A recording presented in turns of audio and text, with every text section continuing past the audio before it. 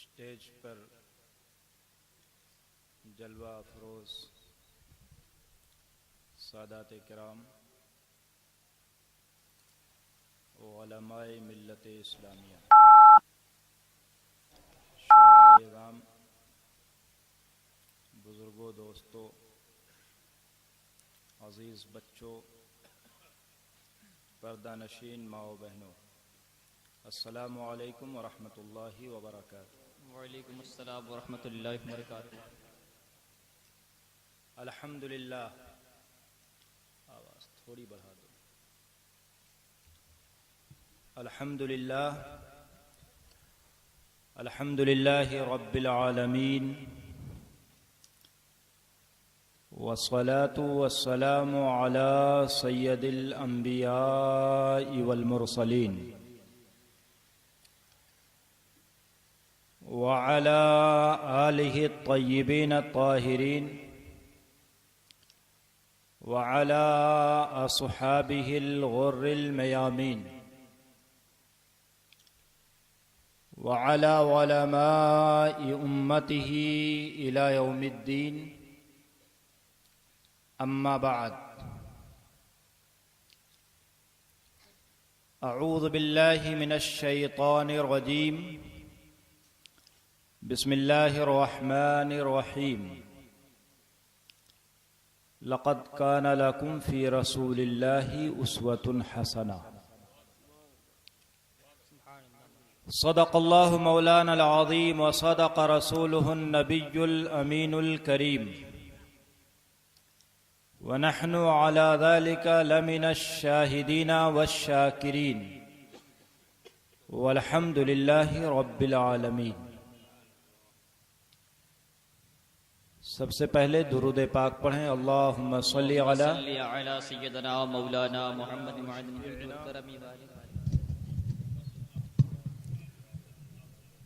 सल्लल्लाहु तआला अलैहि वालिहि वसल्लम।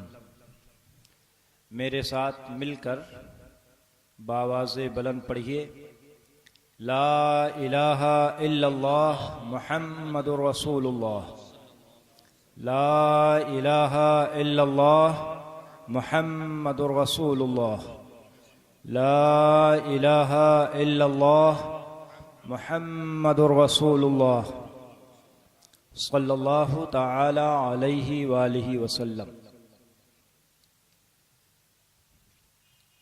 मुजद्दिदे दीनो मिल्लत सैयदी सरकारे आला हज़रत सैयदना इमाम अहमद रज़ा फ़ाज़िल बरेलवी अलैहि रहमतो व रिज़वान बरेली शरीफ की सरज़मीन से इरशाद फरमाते हैं, अल्लाह की सरतब कदम शान हैं ये, अल्लाह की सरतब कदम शान हैं ये, इंसान नहीं इंसान वो इंसान है। कुरान तो ईमान बताता है इन्हें, कुरान तो ईमान बताता है इन्हें, ईमान ये कहता है मेरी जान है। और बारगाहे रिसालत में अपनी नवियत का मुनफरिद सलाम पेश करते हुए आला हजरत फरमाते हैं, काबे के बदरुद्दुजा तुम पे करोड़ों दुरूद, काबे के बदरुद्दुजा तुम पे करोड़ों दुरूद, तैबा के शम्सुद्दुहा तुम पे करोड़ों दुरूद। हबीबी या रसूल अल्लाह, करके तुम्हारे गुनाह मांगे तुम्हारी पनाह, करके तुम्हारे गुनाह मांगे तुम्हारी पनाह, तुम कहो दामन में आ तुम पे करोड़ों दुरूद। हबीबी या रसूल अल्लाह, हमने खता में न की तुमने अता में न की, हमने खता में न की तुमने अता में न की, कोई कमी सरवरा तुम पे करोड़ों दुरूद, और काम वो ले लीजिए तुमको जो राजी करे। काम वो ले लीजिए तुमको जो राजी करे, ठीक हो नामे रजा तुम पे करोड़ों दुरूद। पढ़िए मोहब्बत व अकीदत के साथ दुरूद पाक। अल्लाहुम्मा सल्ली अला सय्यदना व शफीअना व नबीना व करीमना व हबीबना व मौलाना मुहम्मद मादनिल जूदी वल करम व बारिक व सल्लिम सलातम व सलामन दाइमन अलैका या रसूल अल्लाह। हज़रात, आपके दरमियान मेरी ये तीसरी हाजिरी है।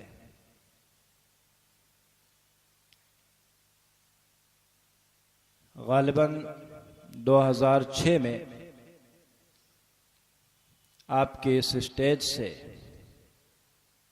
मैंने इस्लामी मईशत के हवाले से गुफ्तगू की थी।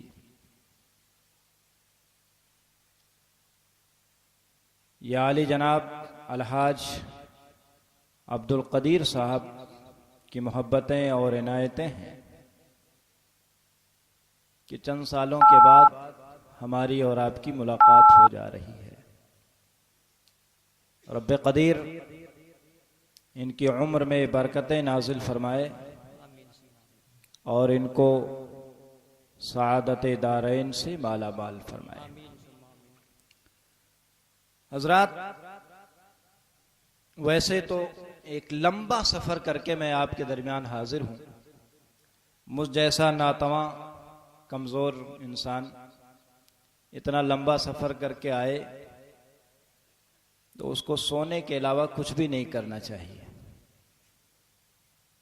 लेकिन ये बुजुर्गों का फैज है कि मैं आपके दरमियान हाजिर हूं। एक मदरसे का मामूली सा मुदर्रिस हूं। जमदा शाही दारुल उलूम आलिमिया बस्ती। गालिबन हमारे अनाउंसर साहब को एड्रेस नहीं बताया गया। ओझागंज से हमारा ताल्लुक़ नहीं है। दारुल उलूम आलिमिया जमदा शाही बस्ती में एक मदरसा है, उस मदरसे का मामूली सा मुदर्रिस हूं। जाहिर है कि वो शख्स जो दरसगाह में बैठता हो, खिताबत से उसका क्या वास्ता, लेकिन टूटे फूटे अल्फाज में कुछ बयान करने की सआदतें हासिल कर लेता हूं। आज भी आपके दरमियान हाजिर हूं बुजुर्गों की दुआओं और इनकी मोहब्बतों को सदका बनाकर आपसे कुछ मारूजात पेश है। हजरात, कुरान पाक ने इरशाद फरमाया, लक़द काना लकुम फी रसूलिल्लाहि उस्वतुन हसना। ऐ लोगो, तुम्हारे लिए रसूल पाक सल्लल्लाहु ताला अलैहि वसल्लम की प्यारी जिंदगी बेहतरीन नमूने अमल है।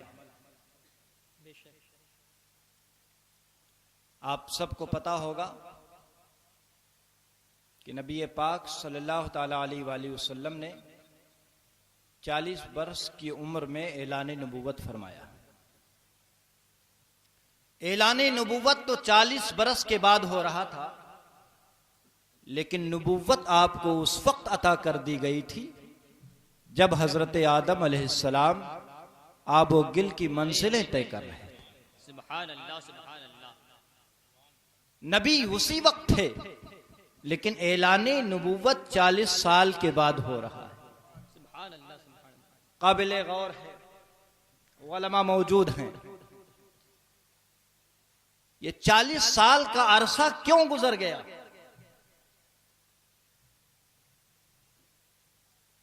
आप नबी तो उस वक्त भी थे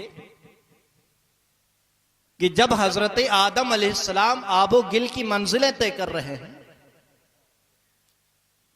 तो आखिर नबूवत के ऐलान में ताखीर क्यों हुई? कहने वाला कह सकता है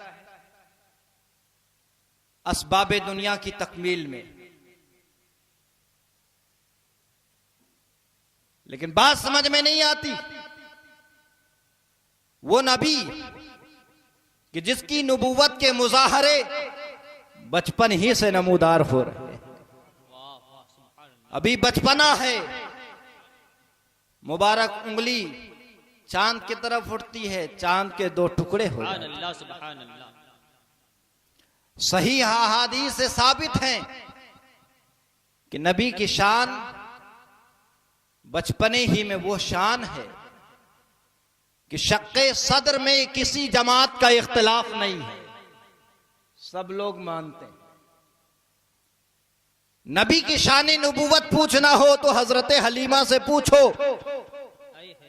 उनके शौहर से पूछो, उनके साहबजादे से पूछो, मक्का वालों से पूछो। सुभान अल्लाह, सुभान अल्लाह। लेकिन ऐलानी नबूवत 40 साल के बाद हो रहा है। ये 40 साल इंतजार क्यों? 40 साल तक इंतजार करना पड़ रहा है।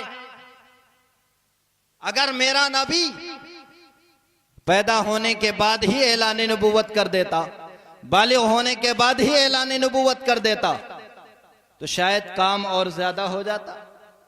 लेकिन ये ऐलान नबूवत 40 साल के बाद हो रहा। उलमा का स्टेज है, बनारस की सरजमीन है, और हिंदुस्तान की सरजमीन में से इस सरजमीन को वो खुसूसियत हासिल है, और बिलखुसूस आपका ये महल्ला जहां हमें इल्मी बातें सुनने वाले मौजूद मिलते हैं। वरना बहुत सारी जगहों पर तो कीमती बातें होने लगती हैं तो लोग भागने लगते हैं। लेकिन ये अल्लाह का करम है, आपका मजमा ऐसा है, बातें कीमती होती हैं तो आप बैठे रहते हैं और आप समझने की कोशिश करते हैं। आज कोशिश ये करूंगा कुछ अहम बातें समझ ली जाएं। भाई जरा गौर करें, 40 बरस का अरसा ऐलानी नबूवत में ताखीर हो रही है। 40 बरस के अरसे का मतलब क्या है? 40 बरस तक के इंतजार क्यों हुआ? तो आमतौर पर जवाब जो होता है वो जवाब आप सुन लें। आमतौर पर जवाब यही दिया जाता है कि मुस्तफ़ा जाने रहमत ने सल्लल्लाहु ताला अलैहि वसल्लम ने 40 साल तक अपनी मुबारक जिंदगी के सफ़हात कुरैश के सामने पेश फरमा दिए। कुरैश ने आपकी दयानतदारी, आपकी करामत, आपकी शराफत, आपकी शख्सियत, हर तरह से जब आपको जान लिया, पहचान लिया, तो अब नबी की बातें, पैगामे खुदा आकाए करीम बयान फरमा रहे हैं, लोग मानते चले जा रहे हैं। लेकिन ये बात तो पहले भी हो सकती थी। अल्लाह को अपना पैगाम लोगों के दिल में बिठाना है, 40 बरस से पहले भी ये काम हो सकता था, लेकिन 40 बरस तक के इंतजार हो रहा है। मेरे प्यारे दोस्तों, ये और बात है कि 40 बरस तक के इंतजार इसलिए किया जा रहा है ताकि कौम आपको जान ले, आपको पहचान ले। आपकी जिंदगी लोगों के लिए खुली किताब है, आप का किरदार लोगों के सामने पेश हो रहा है, आपकी शख्सियत आईने की तरह नमूदार है, जान लिया गया, पहचान लिया गया। अब नबी के किरदार की रोशनी में नबी का पैगाम लोगों के दिल में बैठता चला जा रहा है। लेकिन बात फिर नहीं समझ में आती कि अगर मकसद सिर्फ इतना था तो इस मकसद के लिए 40 साल दरकार क्यों हुआ? लेकिन आप कुरान मुक़द्दस की इस आयत करीमा की तिलावत करेंगे, जिसकी तिलावत मैंने की है, और गौर करेंगे तो समझ में आएगा। नबी को खुदा ने मॉडल बना करके भेजा है, नमूना बना करके भेजा है। कैसा नमूना, कैसा मॉडल? एक किसी खास फर्द के लिए नहीं, अरबों के लिए सिर्फ नहीं, अरब के लिए भी आपकी शख्सियत नमूना है, अजम के लिए भी आपकी शख्सियत नमूना है, फर्द के लिए आपकी शख्सियत नमूना है, तंजीम के लिए आपकी शख्सियत नमूना है, पूरी जहान के लिए आपकी शख्सियत नमूना है। 1400 बरस पहले भी आपकी शख्सियत नमूना थी, आज भी आपकी शख्सियत नमूना है, क़यामत तक के आपकी शख्सियत नमूना रहेगी। तरह तरह के लोग हैं। आकाए करीम सल्लल्लाहु तआला अलैहि वसल्लम ने 40 साल के बाद ऐलान नबूवत फरमाया है, ऐलान हो रहा है। नबी अपनी इस मुबारक सीरत से हमें ये दर्स दे रहे हैं। मिशन बहुत बड़ा है, मिशन बड़ा अजीम है, और बड़े मिशन के लिए 40 बरस का इंतजार तुम अपने निगाहों के सामने देख लो, ताकि जब तुम किसी बड़े मिशन को लेकर के चलो, जल्दबाजी मत करो। 40 बरस की मेरी सीरत को देख करके जब तुम आगे बढ़ोगे, नाकाम नहीं होगे, हमेशा कामयाब। सुभान अल्लाह, सुभान अल्लाह, सुभान अल्लाह, सुभान अल्लाह। अब पूरी दुनिया को नबी के इस सीरत के इस पहलू को सामने रखना चाहिए।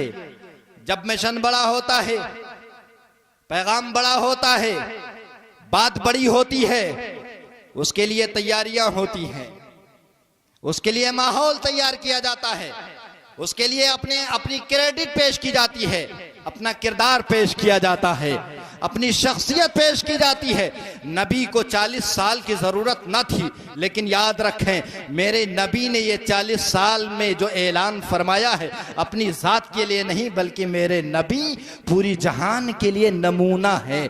नबी की शख्सियत को देख करके कल का इंसान भी सबक ले रहा था, आज का इंसान भी सबक ले रहा है, और कयामत तक के लोग सबक लेते रहेंगे। अब कयामत तक के लोग अपना मिशन चलाना चाहेंगे, इस्लामिक मिशन हो या और कोई मिशन हो। मैं बड़े अफसोस के साथ कहता हूं, दुनिया नबी के मिशन को पढ़ती है और उस पर अमल करके पूरी दुनिया पर गालिब आ जाती है, लेकिन आज का मुसलमान नबी के मिशन को भूल चुका है। मेरे नबी के मिशन को देखो, नबी की तहरीक को देखो। 40 बरस का इंतजार हो रहा है, 40 बरस में नबी अपनी शख्सियत को लोगों के सामने पेश फरमा रहे हैं। 40 बरस तक के नबी अपनी क्रेडिट पेश फरमा रहे हैं। नबी को इनकी जरूरत तो ना थी, नबी को इन तमाम चीजों की जरूरत न थी, तमाम असबाब की जरूरत नहीं थी, लेकिन मॉडल बन करके आए थे, नमूना बन करके आए थे। अपने आप को इस तौर पर पेश करना था ताकि मेरे बाद जब मेरा कोई उम्मती कोई मिशन लेकर के उभरे तो जल्दबाजी न करे,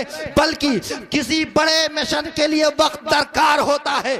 मैंने 40 साल तक के अपनी जिंदगी को नमूना बना करके पेश किया है। तुम अगर बड़ा मिशन चलाना चाहता हो तो पहले तुम उसकी तैयारी करो, पहले तुम उसके लिए माहौल पैदा करो, पहले तुम उसके लिए अपनी शख्सियत को पेश करो। जब तुम अपनी शख्सियत को पेश कर ले जाओगे, जब तुम लोगों के लिए नमूना बन जाओगे, तो तुम्हारी बात असरअंदाज हो जाएगी। अब जब तुम कोई मिशन चलाओगे, जब कोई तहरीक चलाओगे, तो याद रखो नाकामी तुम्हारे हाथ नहीं बल्कि कामयाबी तुम्हारा कदम चूमेगी।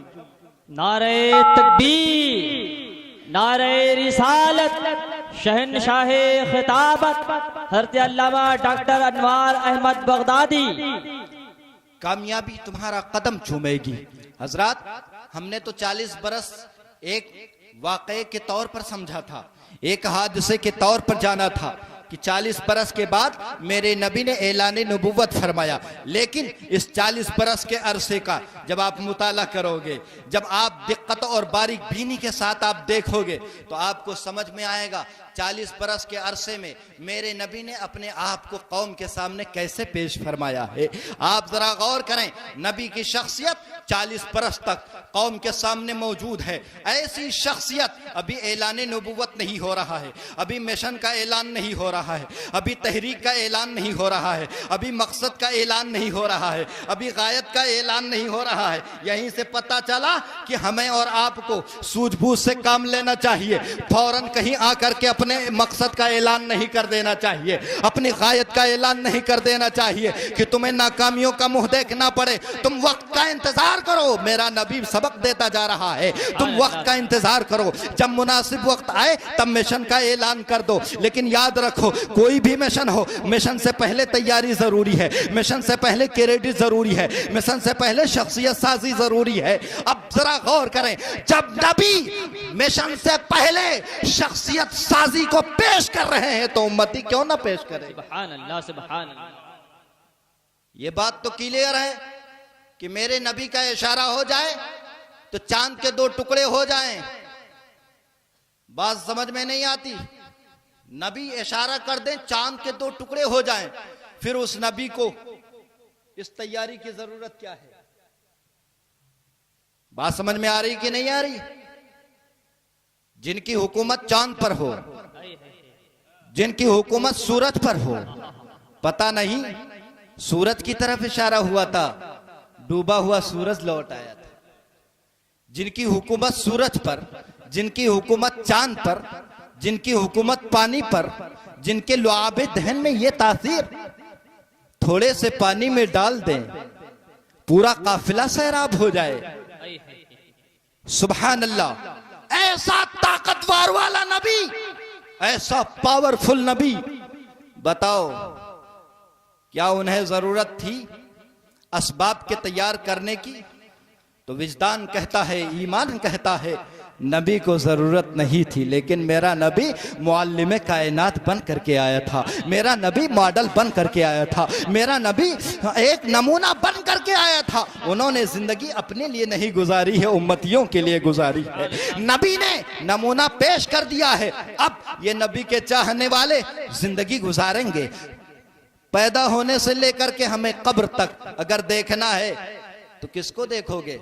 सलमान खान को नहीं देखना है, आमिर खान को नहीं देखना है। याद रखो, इनको देखोगे तबाह हो जाओगे। अगर देखना है तो रसूल आजम को देखो, अगर देखना है तो हमारे प्यारे हबीब को देखो, अगर देखना है तो फारूक आजम को देखो, अगर देखना है तो सिद्दीक अकबर को देखो, अगर देखना है तो हजरत उस्मान को देखो, अगर देखना है मौला अली को देखो।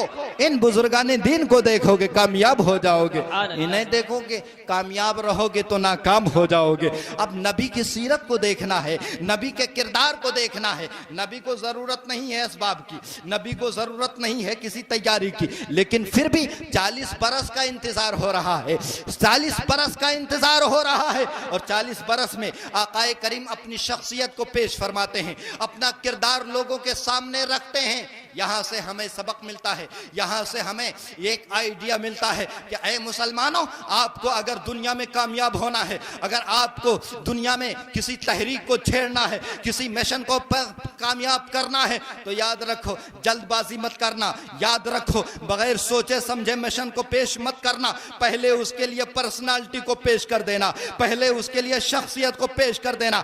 जब मजबूत शख्सियत पेश कर ले जाओगे तो तुम्हारी हर बात मान ली जाएगी। अब नबी को देखो और नबी के किरदार को देखो। 40 बरस के अरसे में मक्का वालों ने आपको किस हैसियत से जाना है तो आपको पता होगा। पूरा मक्का आपको अमीन का लक़ब दे रहा है, आपकी अमानतदारी को सलाम कर रहा है, आपको कभी झूठ बोलते हुए किसी ने नहीं सुना है, आपको किसी के साथ खयानत करते हुए नहीं देखा गया है, आपको किसी पर जुल्म करते हुए नहीं देखा गया।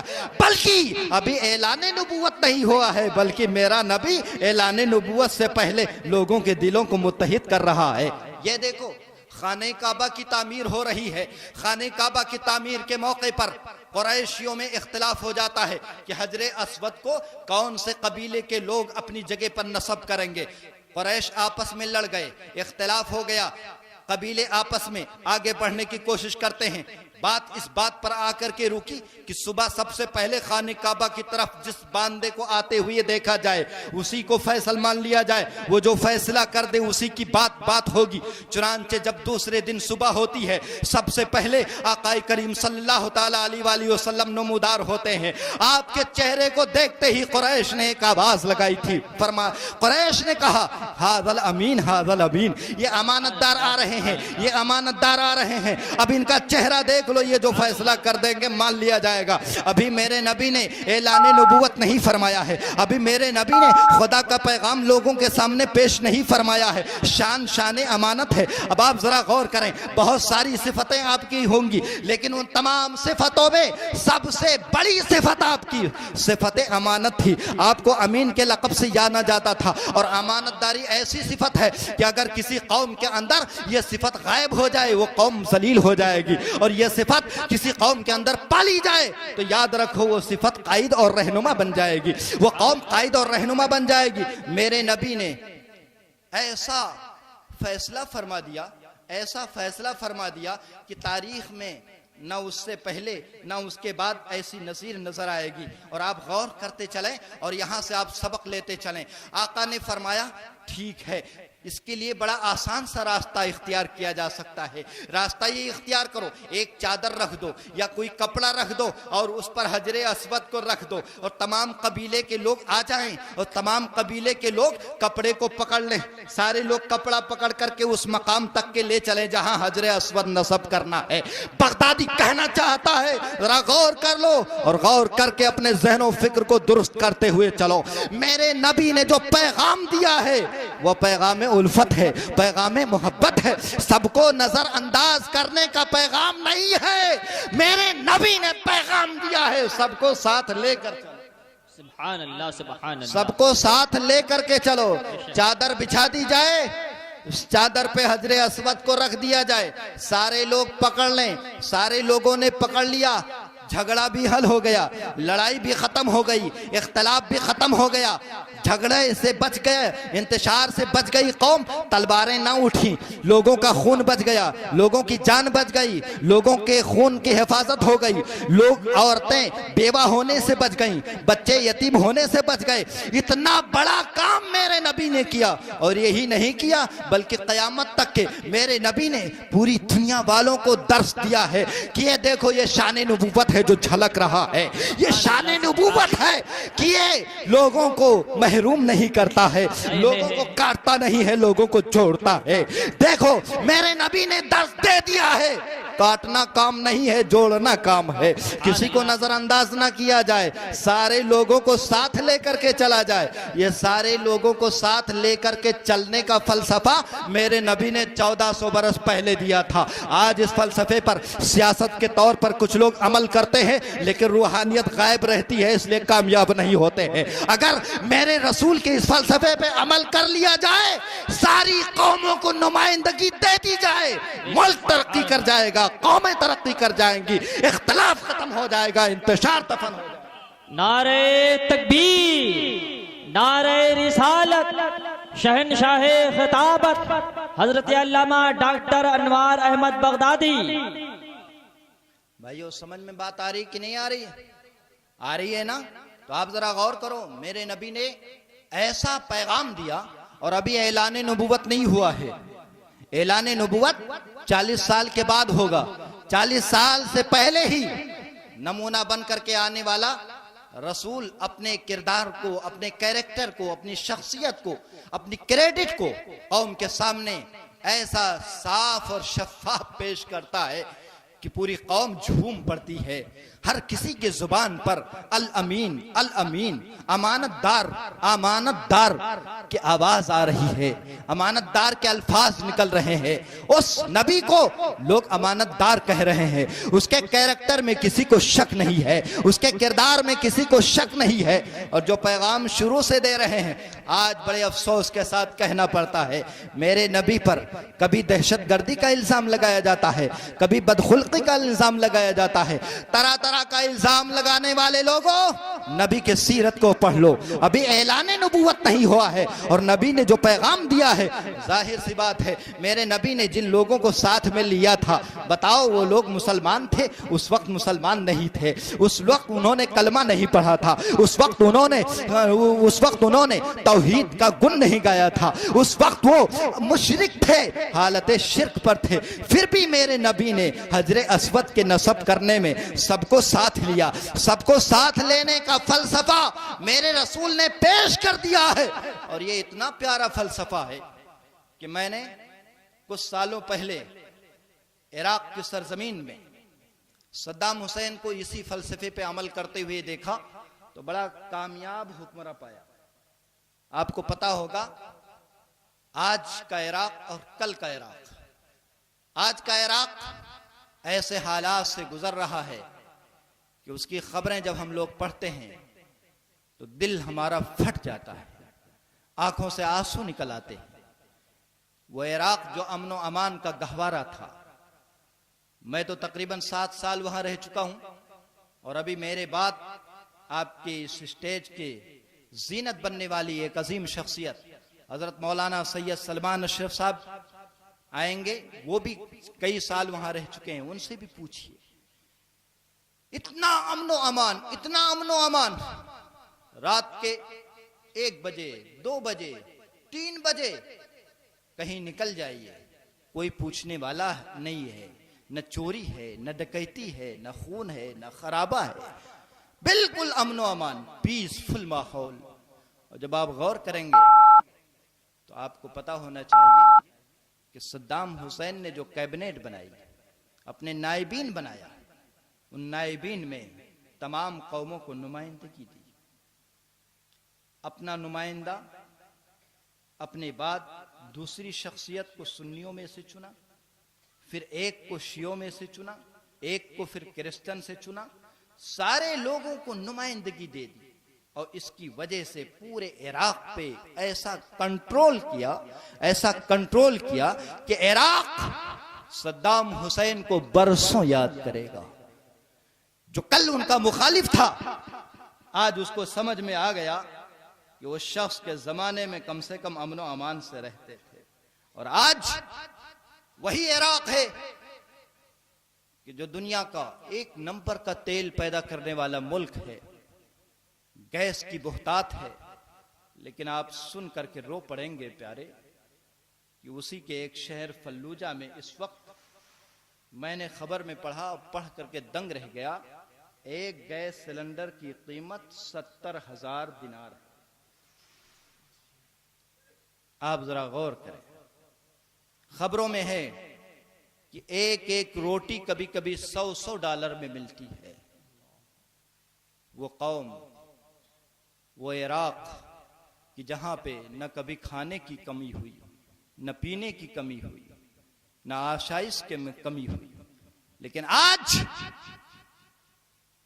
जब ऐसे लोगों ने इख्तिदार संभाला जिन्होंने नुमाइंदगी खत्म कर दी, जिन्होंने कौमों को भुला दिया, नतीजा क्या हुआ?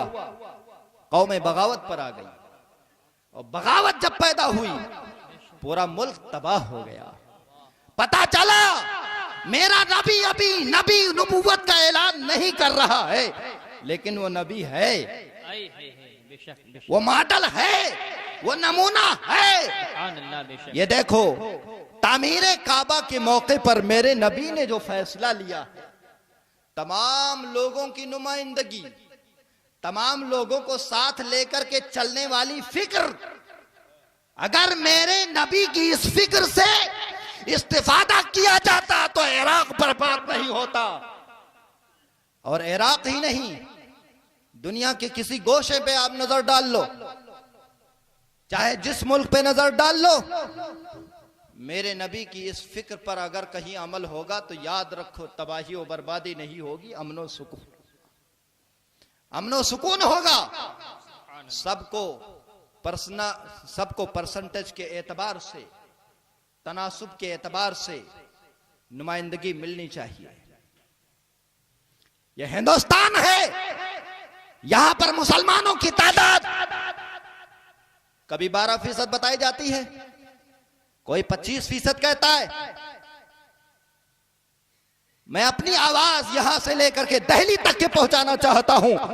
अगर हिंदुस्तान को तरक्की याफ्ता खुशहाल मुल्क देखना है तो मेरे नबी के सीरत के एक पहलू के जरिया हिंदुस्तान को बचाया भी जा सकता है और हिंदुस्तान को तरक्की के रास्ते पे लाया भी जा सकता है। अगर चाहते हो कि पूरा हिंदुस्तान अमनो अमान का गहवारा हो जाए तो मुसलमानों को मत भुलाओ, मुसलमानों को नुमाइंदगी दो। फौज में नुमाइंदगी, पुलिस में नुमाइंदगी, हुकूमत में नुमाइंदगी। नुमाइंदगी की बात हर कोई करता है। इलेक्शन से पहले ऐलानात और होते हैं, इलेक्शन के बाद ऐलानात और होते हैं। यही बनारस की सरजमीन है, यहां पर ऐलान हुआ था कि इसको टोक्यो बना दिया जाएगा। बनारस टोक्यो बन रहा है या टोक्यो बन रहा है, वो आप अच्छी तरह महसूस कर सकते हैं। सुनो, इस्लाम सिर्फ जुबान का धर्म नहीं है, प्रैक्टिकल का मजहब है। मेरे नबी ने ऐलान नहीं फरमाया, करके दिखा दिया, करके दिखा दिया है। मुस्तफा जाने रहमत की सीरत पूरी दुनिया के लिए नमूने अमल है। कुछ लोग घबरा रहे होंगे, मौलाना की तकरीर सियासी होती जा रही है, लेकिन मेरे प्यारे, बड़े अफसोस के साथ मुझे कहना पड़ता है। अच्छा, इत्तेफाक कुछ ऐसा है, 2006 में आया था तो मईशत पे तकरीर करके गया था,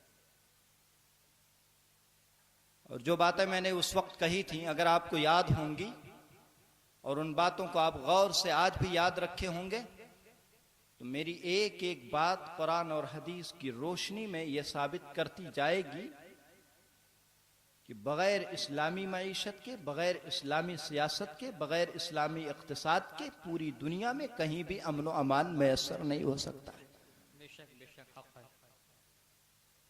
सियासत, मईशत, इक़्तिसाद, कुव्वत, दीन, ये सब ऐसे कलमे हैं, इनको एक दूसरे से जुदा नहीं किया जा सकता है। कैसे जुदा कर सकोगे? क्या मक्का शरीफ से हिजरत करने के बाद मदीना तैयबा में मेरे नबी ने इस्लामी हुकूमत की बुनियाद डाली कि नहीं डाली? डाली। इंटरनेशनल इस्लामिक डाली। YouTube channel. खलीफा हजरत अबू बकर सिद्दीक बने कि नहीं बने? उमर फारूक खलीफा बने कि नहीं बने? और याद रखो, इस्लामी निजाम, इस्लामी अकीदा, इस्लामी फलसफा, इस्लामी शरीयत, इस्लामी कानून को हिफाजत सियासत के आंचल ही में मिलेगा। बगैर सियासत के हिफाजत मुमकिन नहीं है। मिसाल दे दूं, यही तरकी है।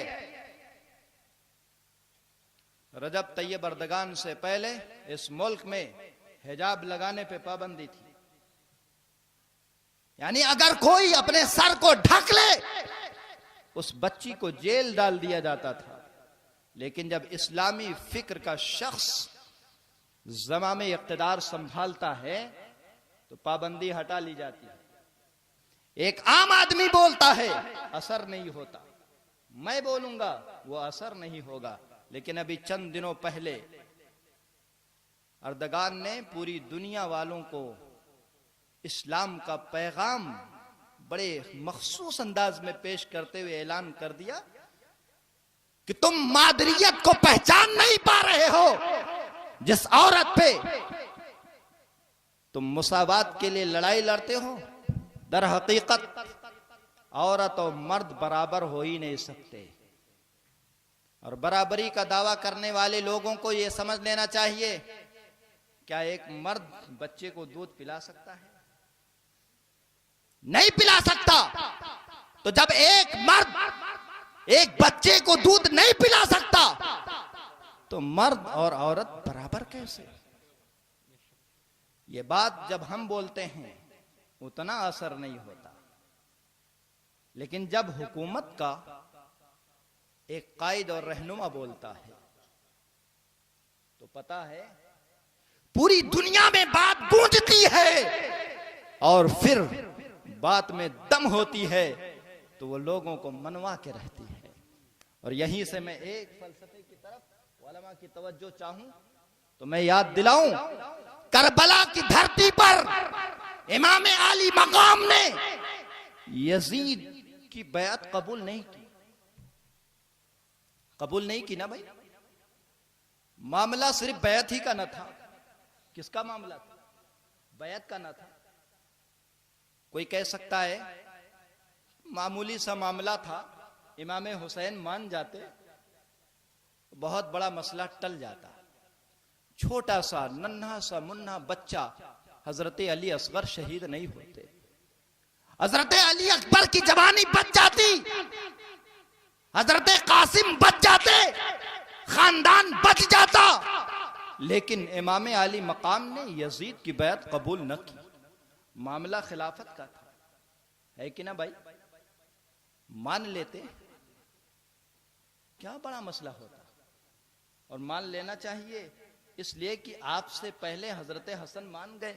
कोई कह सकता है हजरत हसन मान गए? कहां माने थे? 40 दिन के लिए, 6 महीने के लिए। हजरत अली रदी अल्लाह ताला अन्हु के बाद हजरत हसन को खलीफा बनाया गया, लेकिन जब आपने देखा इंतशार हो जाएगा, मुसलमान लड़ जाएंगे, आपस में इख्तिलाफ हो जाएगा, हजरत हसन ने खिलाफत हजरत अमीर माविया के कदमों में डाल दी। और मेरे नबी ने जो फरमाया था, इन्ना इब्नी हादा सय्यद सयुस्लिहु बैना फिअतैनि मुस्लिमतैनि कबीरतैन, मेरा ये बेटा सरदार है, 2 मुसलमान के बड़े गुरोहों के दरमियान सुलह करा देगा। हजरत हसन ने खिलाफत अमीर माविया के कदमों में डाल दिया, सुलह हो गई, इंतशार से बच गया। कोई कह सकता था हजरत हसन मान गए, हजरत हुसैन भी मान जाते, लड़ाई ना होती, है कि नहीं? लेकिन हसन मान गए, हजरत हुसैन न माने। क्यों नहीं माने? बात क्या है? तो जब आप गौर करोगे तो पता चलेगा मामला सिर्फ इतना नहीं है। बात यह है, यजीद खिलाफत के मसनद पर बैठा हुआ था, और खलीफा वक्त का रहनुमा होता है, खलीफा वक्त का मुक्तदा होता है, खलीफा पेशवा होता है, और जो पेशवा होता है, जो बादशाह होता है, उसकी बात लोग मानते हैं, उसकी बात चलती है, उसको आइडियल बनाया जाता है, उसको नमूना बनाया जाता है। यजीद दर हकीकत बदअमल था, यजीद दर हकीकत जुआड़ी था, यजीद दर हकीकत ज़िना करने वाला था, शराबी था, वो वक्त पर नमाज पाबंदी से नहीं पढ़ता था, उसके अंदर इस तरह की कमियां थी। अब हजरत इमाम हुसैन अगर उसको अपना खलीफा मान लेते, अपना पेशवा मान लेते, तो इसका मतलब ये निकलता कि यजीद गलत कर रहा है, लोग उसकी गलतियों पर भी अमल करने लगते। यजीद शराब पी रहा है, कल कोई शराब पीता, दलील देता, यजीद शराब पी चुका है, यजीद ताबई के मंजिल में है, यजीद हजरत अमीर माविया का बेटा है, शराब पी चुका है, इसलिए शराब पीना जायज है। क्योंकि इन उलमा से पूछो, जब हदीस की तारीफ करते हैं तो ये कहते हैं कि हदीस नबी के कौलो फेल को कहते हैं, हदीस सहाबा के कौलो फेल को कहते हैं, हदीस ताबई के कौलो फेल और तकरीर को कहते हैं। अब यजीद ताबई के मंजिल में है, वो जो कह दे वो दलील बन जाए, जो कर दे वो दलील बन जाए, जिस काम पे वो खामोश हो जाए वो दलील बन जाए। लिहाजा अगर वो शराब पीता दलील बन सकती थी, वो जुआ खेल रहा था दलील बन सकती थी, नमाज छोड़ रहा था दलील बन सकती थी। इसीलिए इमाम हुसैन ने सब कुछ कुर्बान कर दिया, यजीद की बैत कबूल न की, इसलिए कि अभी हुसैन के रगों में नाना जान का खून दौड़ रहा था, हुसैन के रगों में मोहब्बत मुस्तफा दौड़ रही थी। आपको यह बर्दाश्त ना हुआ कि मेरे नाना जान का दीन तबाह हो जाए, सब कुछ कुर्बान कर दिया दीन मुस्तफा को बचा। नारे तकबीर, नारे रिसालत, फैजाने इमाम हुसैन। तो अब अगर करबला का ये सबक याद है, सियासत की मुखालफत नहीं कर सकते। लेकिन बड़ी अजीब और गरीब बात है, कुछ लोग इस जंग को माअल्लाह रब्बिल आलमीन महज सियासी जंग बताकर इमाम अली मकाम की शान से अपनी नावाकिफियत का इजहार करते हैं, और ये भी गलत है। सियासत इस्लाम के नुक्ते नजर से ये सियासत नहीं है जो आज खेली जा रही है। इस्लाम की सियासत इंसानी फलाहो बहबूद के लिए होती है। इस्लाम की सियासत खुदा को राजी करने के लिए होती है। इस्लाम की सियासत नबी को राजी करने के लिए होती है। इस्लाम की सियासत पूरे रुए जमीन को आबाद करने के लिए होती है। इस्लाम की सियासत जन्नत पाने के लिए होती है, इनकी सियासत दुनिया पाने के लिए होती है, इनकी नजर कुर्सी पे होती है। मुसलमान सियासतदान की नजर दुनिया की कुर्सी पर नहीं, जन्नत की कुर्सी पे होती है। फर्क ये है, और जब ये फर्क है तो याद रखो, ना तो निजाम बदला है, ना कानून बदला है, ना सोच बदली है, ना फिक्र बदली है। कयामत तक के हुसैनी किरदार को जिंदा करते रहेंगे और जो सच बात है उसको कौम तक पहुंचाया जाता रहे। सुभान अल्लाह, सुभान अल्लाह। बेशक ये और बात है, बात समझ में ना आए तो हमारे जलसों में लिखा रहे क्या, जलसे हाजरा को सियासते हाजरा से कोई ताल्लुक नहीं। क्या लिखा रहता है? जलसे हाजरा को सियासते हाजरा से कोई ताल्लुक नहीं। बड़े एहतराम के साथ में कहता हूं, हो सकता है कि आपके ये जुमले रूटीन के तौर पर आ गए हों, लेकिन मुझे बताओ, सियासते हाजरा मौजूदा दौर के मसाइल पेचीदगियां आपके ये जल से हल ना करेंगे तो कौन करेगा? मुझे बताओ, फिक्रो आगही की बातें स्टेज से ये उलमा ना देंगे तो कौन देगा? इस्लाम की पहचान, इस्लाम की शनाख्त, इस्लाम के वजूद की बात इन स्टेजों से ना होगी तो कहां से होगी? कहां से सीखेंगे हम? ये जुमले डर के हैं, ये जुमले खौफ के हैं, ये जुमले दहशत के हैं। याद रखो, इमाम हुसैन का किरदार हमें अज़्म का सबक देता है, हौसले का सबक देता है, और हुसैन आज भी हमारे दिलों में जिंदा हैं, हमें दर्द दे रहे हैं। हक के लिए जीना और हक के लिए मरना, ये हुसैनी सुन्नत। सुभान अल्लाह, सुभान अल्लाह। बेशक इसलिए हुसैन से मोहब्बत करने वाला मर जाएगा, फांसी के फंदे पर भी वही बोलेगा जो हक होगा, जिससे अल्लाह राजी हो जाए, उसके रसूल राजी हो जाए। याद रखो, अगर इमाम हुसैन यजीद की बात मान जाते तो पता है यजीद आपको वजारत की कुर्सी भी दे सकता था, यजीद आपको दौलत भी दे सकता था, यजीद आपकी मुंह बात मानी भी मान सकता था।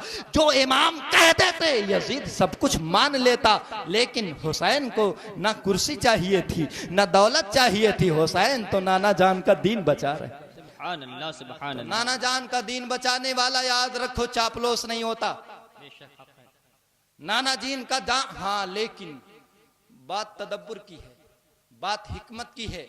आज हमारे अंदर जज्बात तो हैं, लेकिन हिकमत चली गई, तदब्बुर चली गई। और कुरान ने ऐलान किया है, मन ऊतियल हिक्मा फक़द ऊतिया खैरन कसीरा, जिसको हिकमत दी गई उसको बहुत बड़ी भलाई दी गई। इसलिए ऐ मुसलमानों, मैं फिक्र शुऊर की बात कर रहा हूं। जज्बात की जरूरत है, लेकिन तदब्बुर से, हिकमत से। नबी को देखो, मेरे आका की सीरत को देखो। सुभान अल्लाह, 40 बरस तक के मेरा नबी ऐलान नबुव्वत के लिए इंतजार कर रहा है। यह हुक्म खुदा है, इंतजार इसलिए किया जा रहा है, ऐ मोहम्मद सल्लल्लाहु ताला अलैहि वसल्लम इंतजार करो।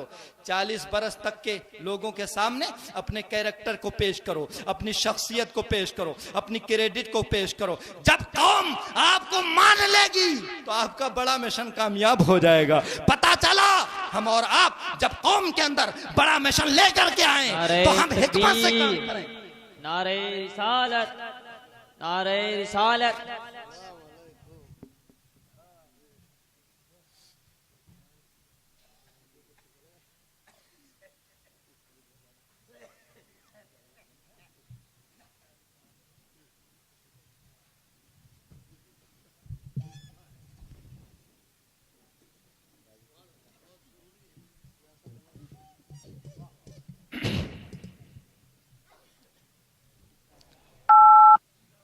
दुरूद पाक पढ़ें। अल्लाहुम्मा सल्ली अला सय्यिदिना व शफीइना व नबियिना व करीमिना व हबीबिना व मौलाना मुहम्मदिन मअदनिल जूदी वल करम व बारिक व सल्लिम सलातन व सलामन दाइमन अलैका या रसूल अल्लाह। जैसा कि आप अपने माथों की निगाहों से देख रहे हैं कि आज की इस इजलास के खुसूसी खतीब हज़रत अल्लामा मौलाना सैयद सलमान अशरफ साहब क़िबला मद्दज़िल्लुहु नूरानी रौनक स्टेज हो चुके हैं। अब अखलाकी जिम्मेदारी ये होती है कि मैं आपसे रुखसत हो जाऊं, और स्टेज की जुबान भी यही बताती है। लेकिन बात जो चल रही थी उसको किसी तरह से खत्म करके मैं आपके दरमियान से रुखसत हो रहा हूं। मैं अर्ज कर रहा था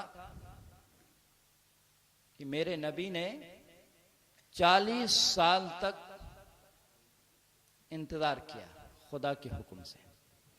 ऐलाने नबुव्वत से पहले नबी की सीरत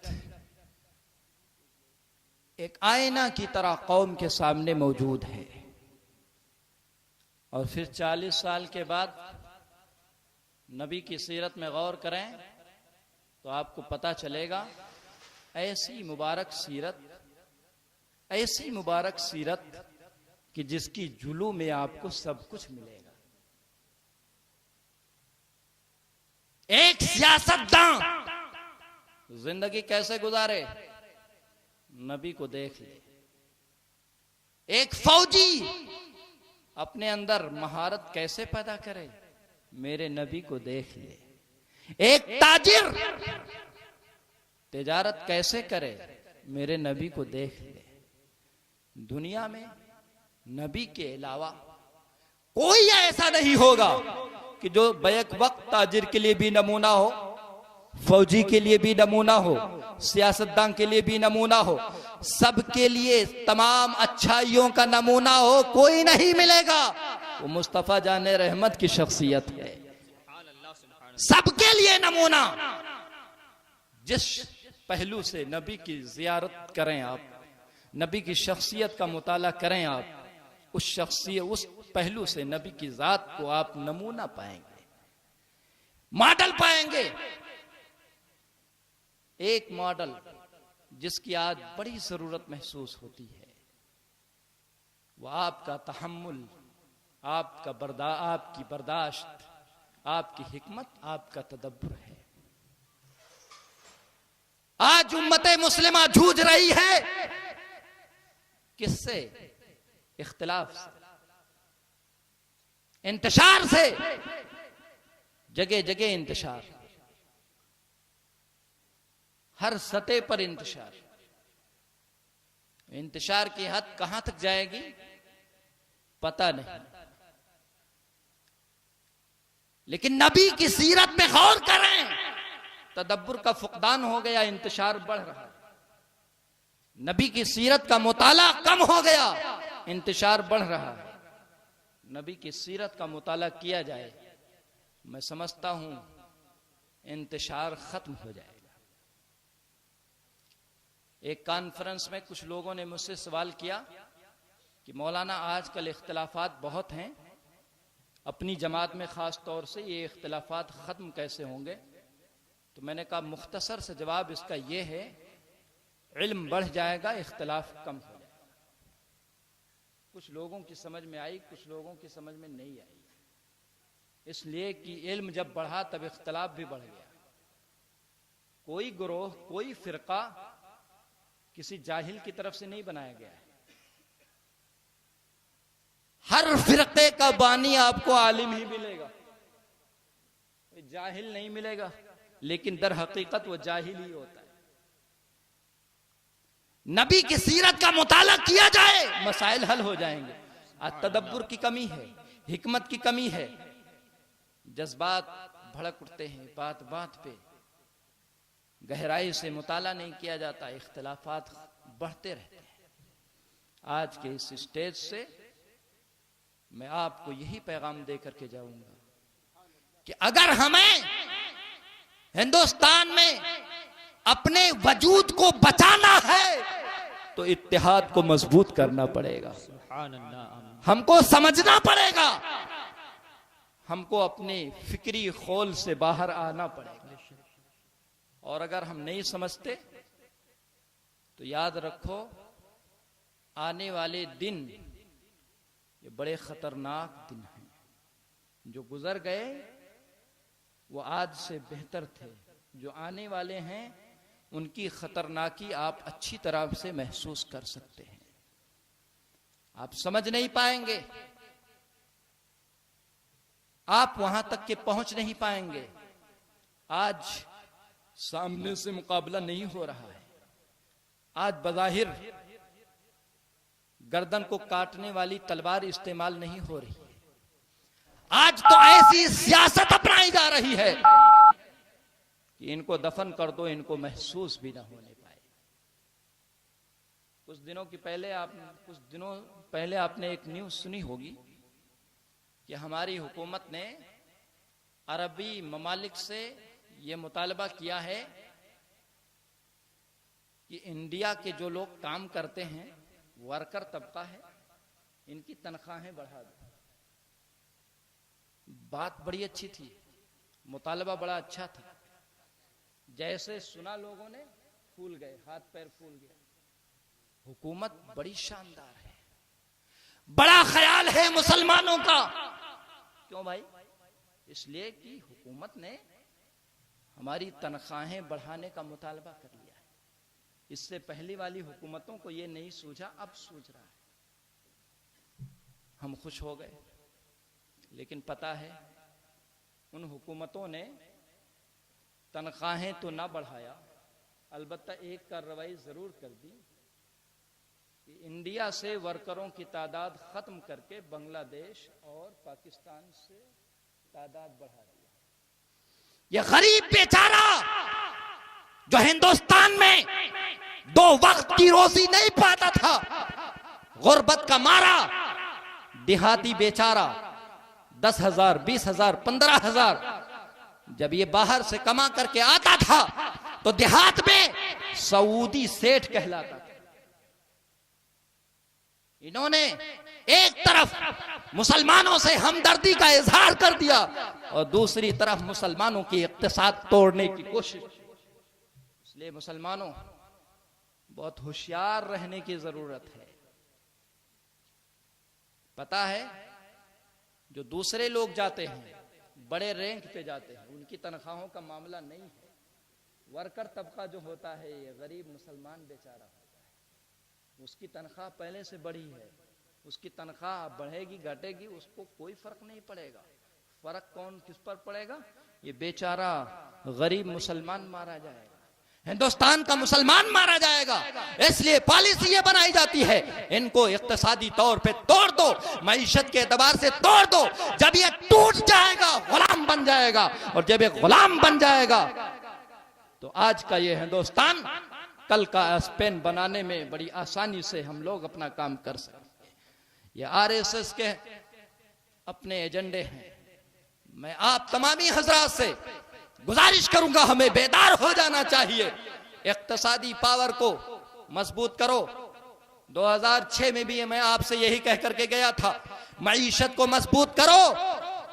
और उस वक्त मैंने कहा था कि वो हदीस जो आमतौर पे पेश की जाती है, अल फक्र फखरी, कि ये फकीरी मेरा फख्र है, तो मैंने कहा था उलमा ने बयान कर दिया है ये हदीस मौजू है और कोई बाइद नहीं है कि यहूदियों की साजिश हो, ताकि मुसलमानों को गुर्बतो फख्र की फख्र दिला करके इनको गुलाम बना दिया जाए और मईशत पे कब्जा करके पूरी दुनिया को अपने हविस का शिकार बनाया जाए।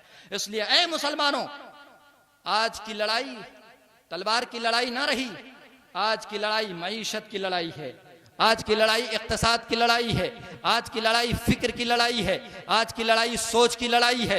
इसलिए फिक्र के तौर पर हमें मजबूत होने की जरूरत है।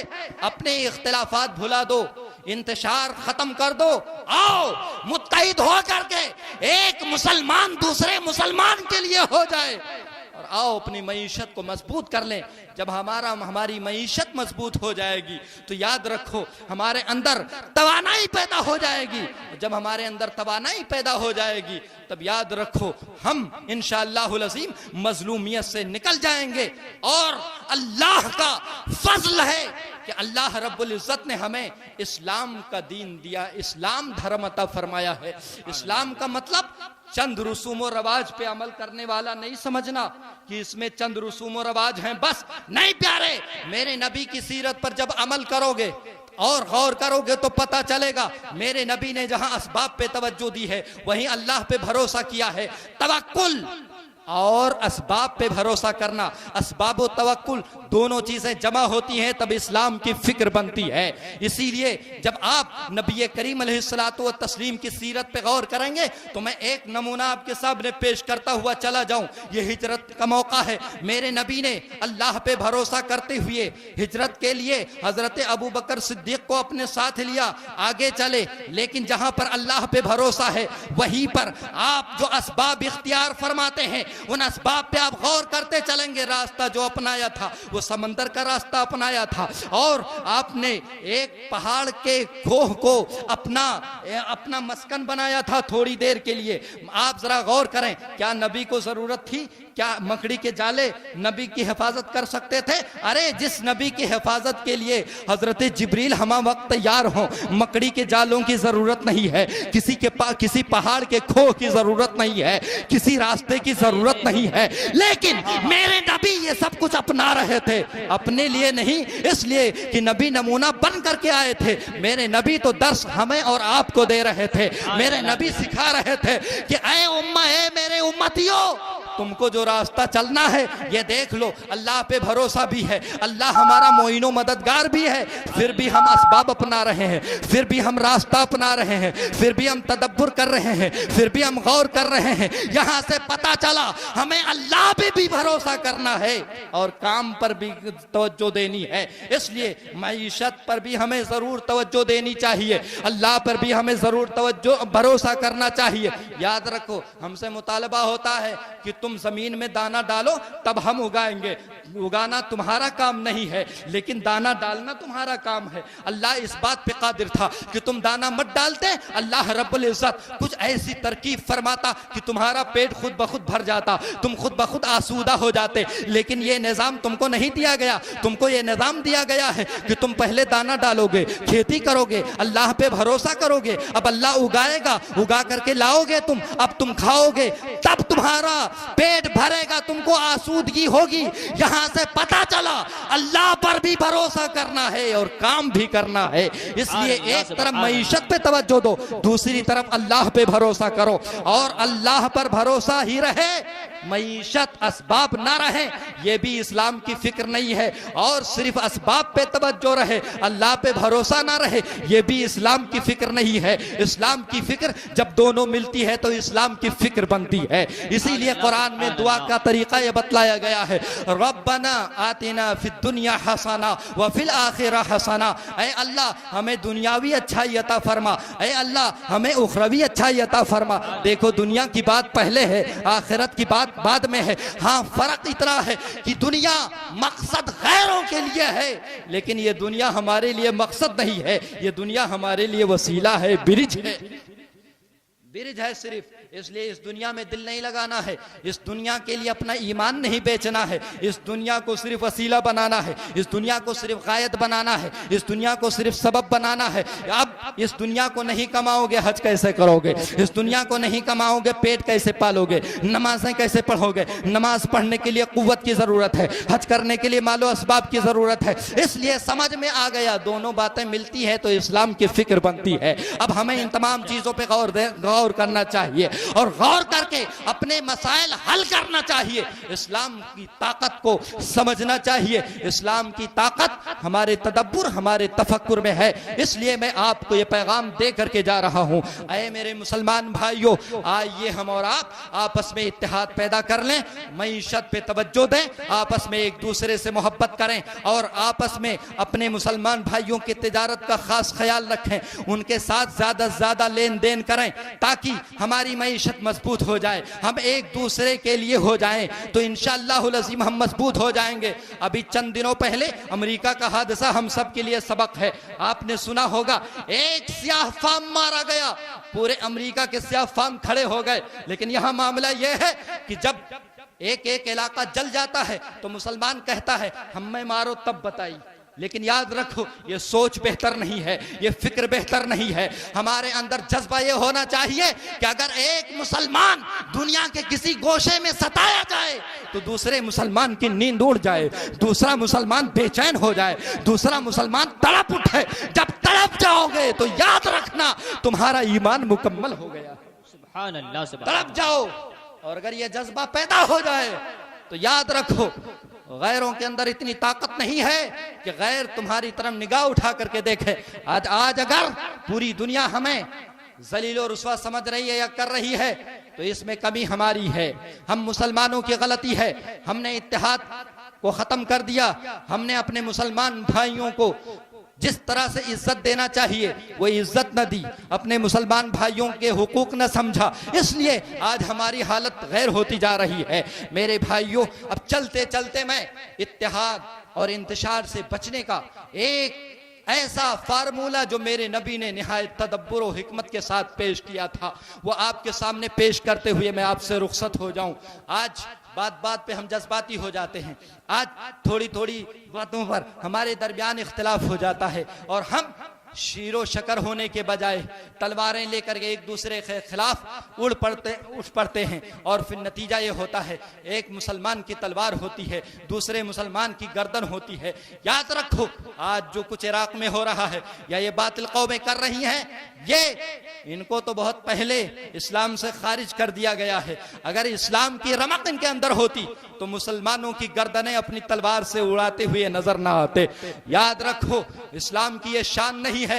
मुसलमान तो पैदा इसलिए किया जाता है ताकि खून को रोक सके, अमन अमान पैदा कर सके, लोगों के अंदर शांति पैदा कर सके, लोगों को शांति का दर्स दे सके, माहौल को बेहतर से बेहतर बना सके। लेकिन ये लोग हैं जो हालात को और गड़बड़ कर रहे हैं, हालात को पेचीदा कर रहे हैं। आओ नबी की एक बात मैं आपके सामने रख दूं, और नबी की ये बात इतनी प्यारी है कि हम और आप इस बात को गौर से सुन लें, अमल करने की कोशिश करें। बड़े सारे इख्तिलाफात हमारे अंदर से खत्म हो जाएंगे। मामूली सी मामूली बातों पर हम अपने मुसलमान भाइयों के खिलाफ तलवारें उठा लेते हैं और एक दूसरे के खिलाफ ऐसे हो जाते हैं जैसा कि बिल्कुल बातिल और हक की जंग हो रही हो। मेरे दोस्तों, जंगे बद्र में एक सहाबी हैं, हजरत हातिब बिन अबी बल्तिया रज़ियल्लाहु ताला अन्हु। जंगे बद्र के बाद फतह मक्का के मौके पर हजरत हातिब रज़ियल्लाहु ताला अन्हु ने एक औरत को एक खत लेकर के भेजा, और ये रिवायत बुखारी शरीफ, मुस्लिम शरीफ वगैरह की है। एक खत लिख करके भेजा कुफ्फारे मक्का को इत्तला देते हुए कि मोहम्मदुर रसूलुल्लाह सल्लल्लाहु ताला अलैहि वसल्लम तुम्हारे खिलाफ तैयारी कर रहे हैं, तुम होशियार हो जाओ। आका ने हजरत अली रदियल्लाहु ताला अन्हु, जुबैर बिन अव्वाम और दीगर सहाबा को तैयार किया। फरमाया फला मकाम पर जाओ, उस मकाम पर तुम्हें एक औरत मिलेगी, उस औरत के पास एक खत है, तुम वो खत ले लो। हजरत अली रदियल्लाहु ताला अन्हु चले। मेरे नबी ने जहां फरमाया था वहीं पर वो औरत मिली। आपने फरमाया हाथी बिल किताब, वो खत निकाल करके दे दे, जो खत तेरे पास है। उस औरत ने इनकार किया, मेरे पास कोई खत नहीं है। हजरत अली रदियल्लाहु ताला अन्हु ने फिर फरमाया खत दे दे, तेरे पास खत है। उसने फिर इनकार किया। हजरत अली ने अपनी तलवार निकाली और फरमाया वल्लाह, मैं अभी तेरी गर्दन मार दूंगा, इसलिए कि ये बात उस नबी ने बताया है जो नबी झूठ बोलता ही नहीं। खत दे दे वरना तेरी गर्दन मार दूंगा। जब उसने ये देखा कि गर्दन कट जाएगी, खत निकाला, हजरत अली को दे दिया। हजरत अली और आपके साथी खत लेकर के बारगाहे नबी में हाजिर हुए। मेरे नबी ने खत देखा, खत का मजमून लेकिन नबी को तो पहले ही से पता था। वो लोग जो इल्मे गैब मुस्तफ़ा का इनकार करते हैं, ये हदीस शरीफ वो भी बुखारी की हदीस है, किसी के अंदर दम नहीं है कि इस हदीस का इनकार कर सके। इस हदीस से साफ वाज़ेह है कि मेरे नबी को इल्मे गैब है, वरना मेरे नबी को कैसे पता। हजरत हातिब ने तो बहुत खुफिया तौर पे वो खत लिखवाया था, गालिबन उस औरत और हातिब के अलावा किसी को पता ना था, लेकिन मेरा नबी आलिम गैब था। खुदा ने बता दिया खत फला औरत लेकर के जा रही है, उसको मंगवा लिया जाए। चुनांचे खत मंगवाया गया और हजरत अली ने फरमाया, ऐ औरत खत दे दे वरना तेरी गर्दन मार दूंगा। यहां से ये बात वाज़ेह हो गई, हजरत अली का अकीदा है कि नबी को गैब मालूम है, नबी को गैब मालूम है। लेकिन इस वक्त अकीदे पे बहस नहीं हो रही है। यहां मैं एक दूसरा मसला आपको समझाना चाहता हूं। मेरे प्यारे, हजरत हातिब रदी अल्लाह तआला अन्हु को बुलाया गया। हजरत उमर फारूक रदी अल्लाह तआला अन्हु बड़े नाराज हुए। फरमाया, या रसूल अल्लाह इजाजत दें मैं हातिब की गर्दन मार दूं, इसलिए कि इन्होंने बहुत खतरनाक काम किया है। मैं भी आपसे पूछना चाहता हूं, बताओ खुली तौर पर इतनी बड़ी ये गलती थी कि आज का कोई कायद, आज का कोई लीडर इस गलती को माफ नहीं कर सकता, इसलिए कि ये जासूसी थी, दुश्मन को अपनी बात पहुंचाना था।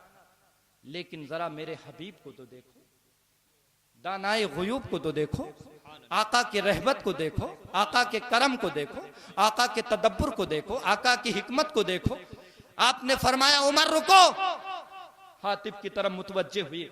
फरमाया, ऐ हातिब तुमने ऐसा क्यों किया है? लम्हे फिक्रिया है मेरे भाइयों। आज हमारे कारों में अगर किसी ने आकर कुछ कह दिया, फला ऐसा है, फला ऐसा है, तहकीक नहीं की जाती, बातें नहीं पूछी जाती, हकायक की तह तक के नहीं पहुंचा जाता, फैसले पहले ले लिए जाते। काश हर मसले में पूछ लिया जाए, विजहते राय जान लिया जाए, नजरिया जान लिया जाए, मसाइल हल हो जाए। लेकिन इस तरफ तवज्जो नहीं होती है। आप जरा देखें, आका फरमाते हैं, हातिब तुमने ऐसा क्यों किया?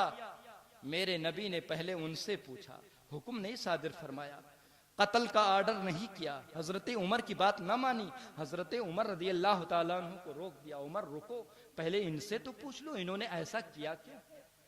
हजरत हातिब से पूछा गया।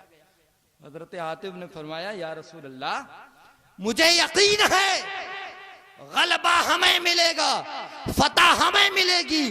या रसूल अल्लाह इस खत से कुछ भी फर्क नहीं पड़ेगा, लेकिन हाँ या रसूल अल्लाह मेरे घर वाले कुफ्फारे मक्का के कब्जे में हैं, मेरा ये खत उनके पास पहुंचता, मेरा ये खत देख करके उनके अंदर नरमी पैदा हो जाती, मेरे घर वालों पे वो रहम करते, मेरे घर वालों का फायदा हो जाता। ऐ नबी मुझे मालूम है कुछ भी फर्क नहीं पड़ने वाला है, फतेह हमारी होने वाली है, गलबा हमें मिलने वाला है, लेकिन मेरे घर वालों को आराम मिल जाता। मेरे घर वालों पर कुफ्फारे मक्का करम कर सकते थे, रहम कर सकते थे, इसलिए या रसूल अल्लाह मैंने ये खत लिख दिया है।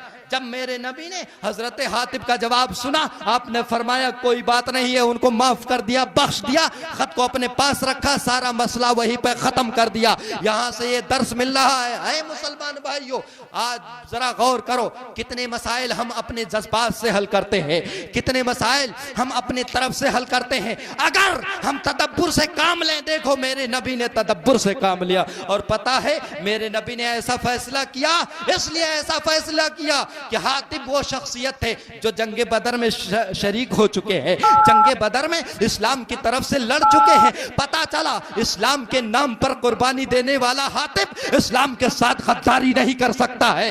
अगर उन्होंने ये कदम उठाया है तो उनकी कोई राय होगी, अगर उन्होंने ये कदम उठाया है तो उनकी कोई सोच होगी, उनकी सोच जान ली जाए, उनकी राय जान ली जाए। उनकी राय जब जान ली गई, उनकी सोच जब जान ली गई, उनको माफ कर दिया गया, उनको छोड़ दिया गया। इसलिए अगर आज हम आका की इस तदब्बुर पे अमल करें, आका की इस फिक्र पे अमल करें, मैं खुसूसियत के साथ अरबाब हल्लो अक्द से गुजारिश करूंगा, उलमाए किराम से गुजारिश करूंगा कि नबी की ये सीरत हम सब के लिए नमूने अमल है, आका का ये फैसला हम सब के लिए नमूने अमल है। काश नबी के इस फैसले को हम अपने फैसले के वक्त सामने रखें तो याद रखें बहुत सारे मसाइल से बच सकते हैं, बहुत सारी बातों से बच सकते हैं, इख्तलाफात का खत्म हो सकते हैं। और यहां से ये दर्स मिल रहा है, मेरे नबी ने हातिब के साबिका कारनामों को सामने रखा है, हातिब के जंगे बद्र में शिरकत को सामने रखा है, उनके किरदार को सामने रखा है।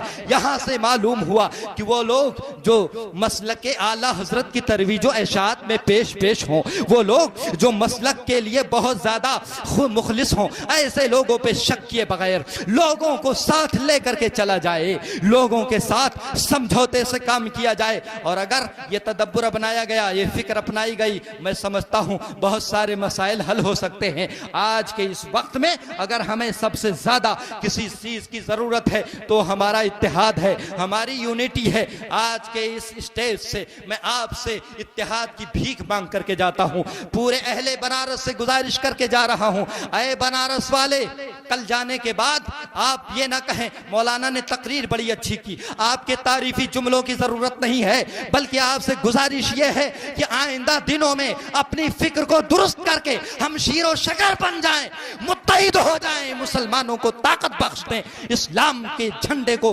बुलंदो बाला कर दें। इस्लाम जिंदाबाद, मुसलमान जिंदाबाद।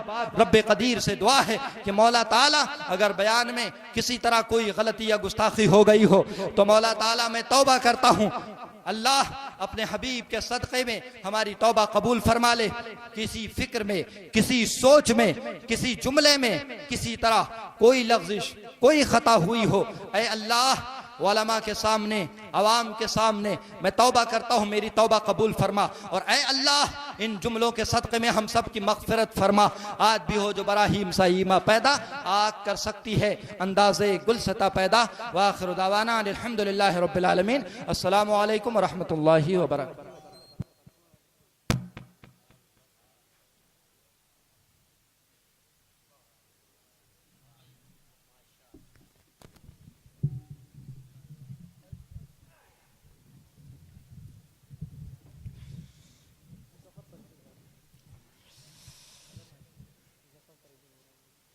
सुबहान अल्लाह, माशाअल्लाह।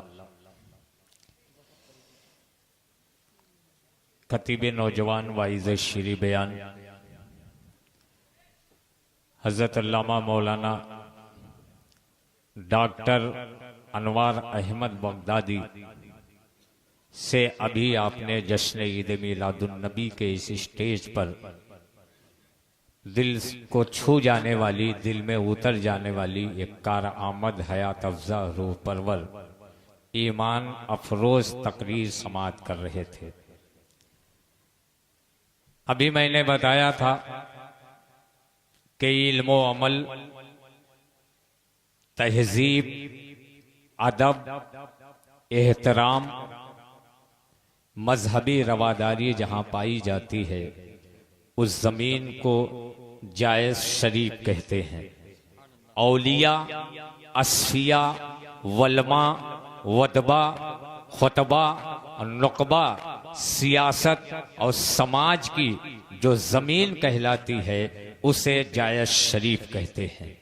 वो जमीन जिस जमीन ने तारिकुल सल्तनत गौसुल आजम सैयद मखदूम अशरफ समनानी रहमतुल्लाह ताला अलैह के कदमों को बोसा दिया है, वो इल्मी जमीन, उसी जमीन से सैयद शाह सलमान अशरफ साहब किबला हमारे डाइस पर, हमारे मिंबर पर तशरीफ फरमा है। हाँ ठीक, वो तो मैं भी चाह रहा था। अपने मुर्शिद, अपने दिलबर की खुशी बन जाइए। अपने मुर्शिद, अपने दिलबर की खुशी बन जाइए। अपने मुर्शिद, अपने दिलबर की खुशी बन जाइए। यार को जो रूप भाए तुम वही बन जाइए। और सिलसिला मिलता है इनका पंजतन की जात से, सिलसिला मिलता है इनका पंजतन की जात से। इनके दामन से लिपटकर अशरफी बन जाइए, इनके दामन से लिपटकर अशरफी बन जाइए। अल्लाह की रहमत है सलमान मियाँ साहब, अल्लाह की रहमत है सलमान मियाँ साहब। मीनारे उल्फत है सलमान मियाँ साहब। और भटके हुए लोगों को मालूम नहीं शायद एक समय हिदायत है सलमान मियां साहब, एक समय हिदायत है सलमान मियां साहब। और इस मुर्शिदे बरहक के दामन से लिपट जाओ।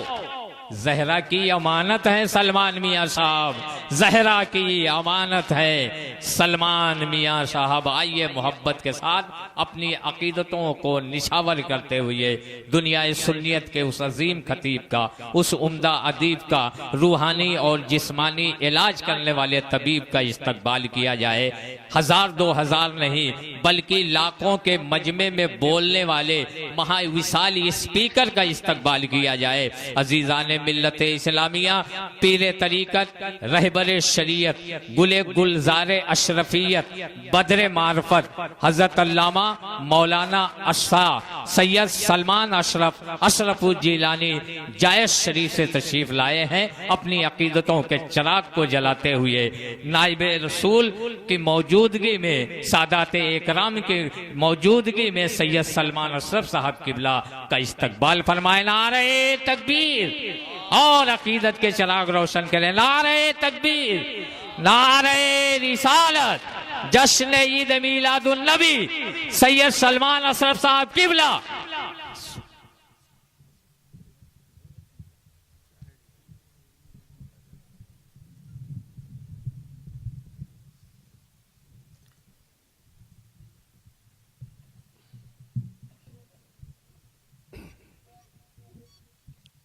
अल-फातिहा।